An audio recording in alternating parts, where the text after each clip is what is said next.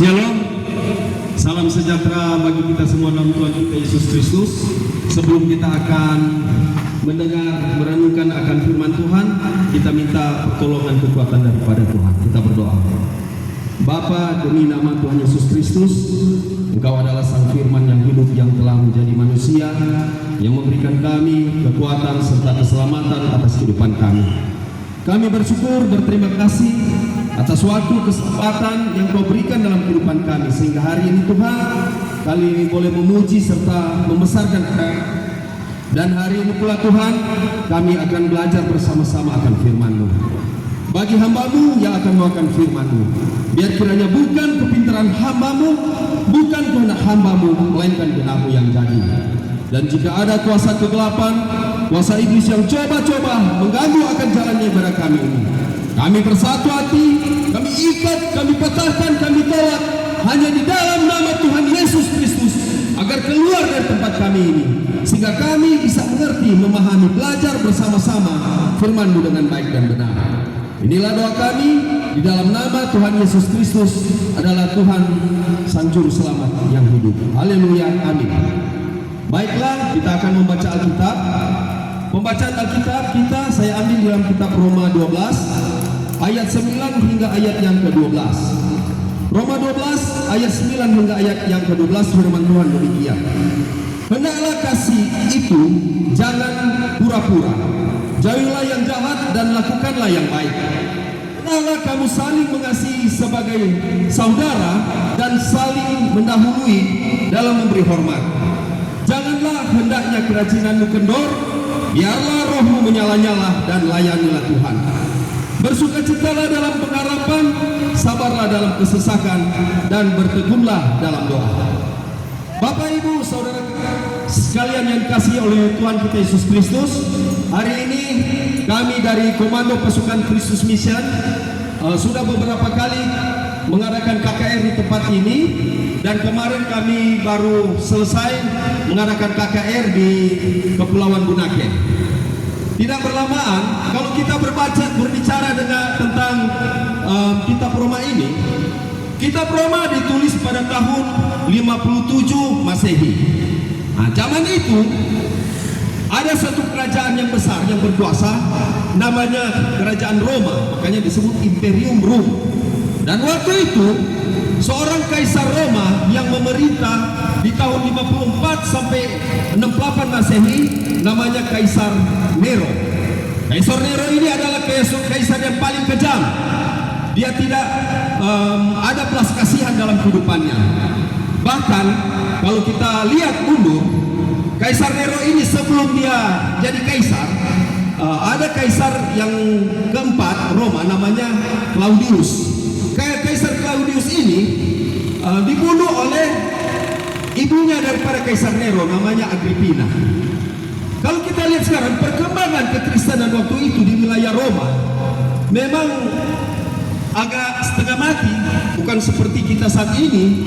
Zaman kekristenan waktu itu, gereja mula pada waktu itu agak setengah mati untuk beribadah. Ketika mereka beribadah, mereka diburu oleh pasukan Roma karena mereka tidak suka dengan ajaran daripada kekristenan. Ketika Yesus mati di 33 Masehi, disitulah lahirnya gereja, dan gereja mulai bertumbuh dan berkembang. Nah, di sini seorang rasul namanya Rasul Paulus, ketika dia berada di Roma, karena waktu itu wilayah Roma ini mereka menggunakan bahasa Latin, sedangkan itu namanya Roma Barat, dan Roma Timur menggunakan bahasa Yunani.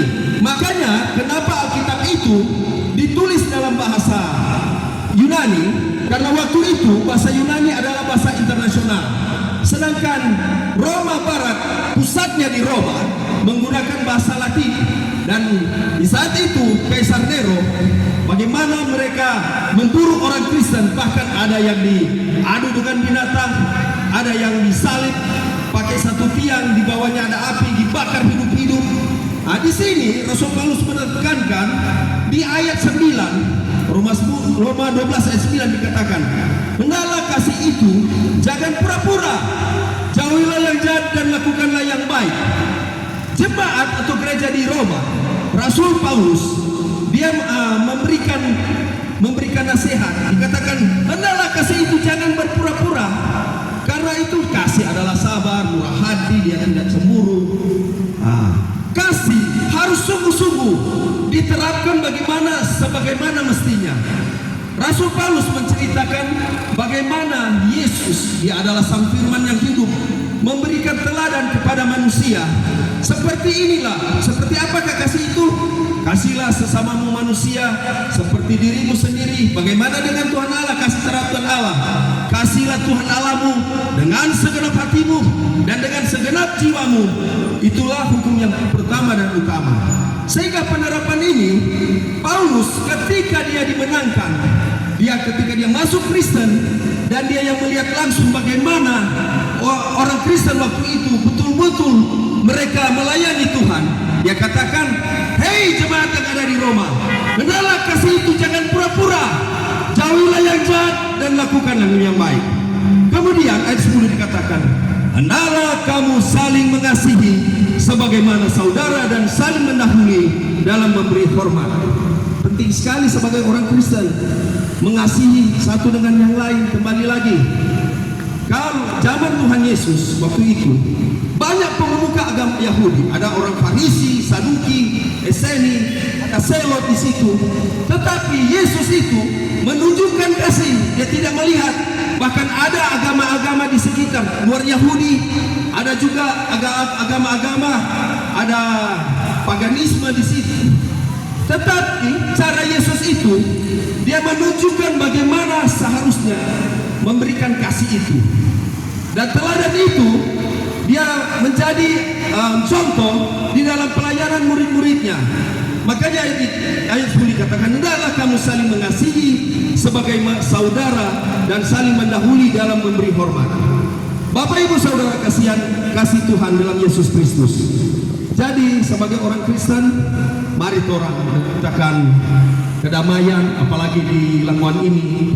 Karena orang ini bukan cuma, kembali lagi, kenapa saya selalu khotbah, orang ini bukan cuma Kristen saja, ada agama Islam, ada Hindu, ada Buddha. Berarti tunjukkanlah bahwa kau sebagai orang Kristen yang baik, nilai-nilai moral yang baik, punya etika berpikir yang baik, sehingga kekristenanmu itu menjadi contoh, menjadi teladan. Kalau kau menunjukkan itu, sehingga dikatakan apa yang kau sampaikan, firman yang kau sampaikan, Injil yang kau sampaikan, engkau sendiri tidak ditolak. Karena apa? Menciptakan hal yang baik. Kebaikan itu harus kau tunjukkan menjadi hal yang nyata. Ayat 11 katakan, janganlah hendak kerajinanmu kendor. Hei orang Kristen, hendaklah kerajinanmu kendor. Betul-betul kau harus tunjukkan bahwa kau itu adalah orang Kristen yang menjadi karakter Kristus dalam kehidupanmu. Biarlah rohmu menyala-nyala dan layanilah Tuhan. Komando pasukan Kristus di tempat ini kami melayani bukan karena kita mencari uang, bukan menunjukkan gagah-gagahan, tetapi kami melayani di tempat ini membagi berkat buat Bapak Ibu Saudara sekalian. Kemudian ayat 12 dikatakan, bersukacitalah dalam pengharapan, sabarlah dalam kesesakan, dan bertekunlah dalam doa.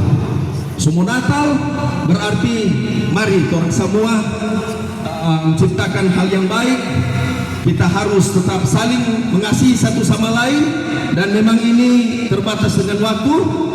Semoga renungan yang pendek ini bermanfaat buat kita semua. Shalom, kalian bisa Hamasia, Kristus Anesti, Alitos Anesti. Amin.